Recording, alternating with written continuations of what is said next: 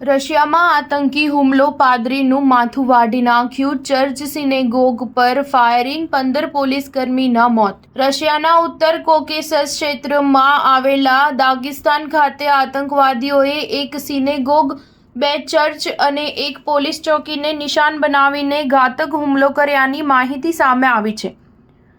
આ ક્રૂર હુમલામાં લગભગ 15 જેટલા પોલીસ અધિકારીઓ, એક પાદરી જીવ ગુમાવી ચૂક્યા છે, જ્યારે 25થી વધુ લોકો ઘાયલ હોવાની માહિતી છે. મૃતાંક હજુ વધી શકે છે. વળતી કાર્યવાહીમાં પોલીસે લગભગ 60 જેટલા આતંકીઓને નિશાન બનાવીને ઠાર કર્યા હતા. રશિયાના અધિકારીઓએ ઘટનાની જાણ થતાં જ તપાસ હાથ ધરી છે. સિનેગોગ અને ચર્ચ ડર્બેન્ટમાં આવેલા છે, જે ઉત્તર કોકેસસ મુસ્લિમ ક્ષેત્રમાં પ્રાચીન યહૂદી સમુદાયનું ગઢ મનાય છે. પોલીસ ચોકી પર હુમલો આશરે 125 કિલોમીટર દૂર દાગિસ્તાનની રાજધાની માખચકાલામાં કરાયો હતો.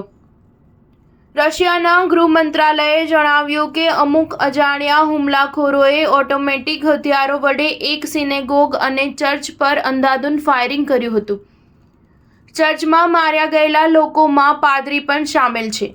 દાગિસ્તાન પબ્લિક મોનિટરિંગ કમિશનના અધ્યક્ષ સમીલ ખાદુલેવે આ મામલે વધુ માહિતી આપતા જણાવ્યું કે પાદરી નિકોલેની ડર્બેન્ટમાં ચર્ચમાં હત્યા કરી દેવામાં આવી છે.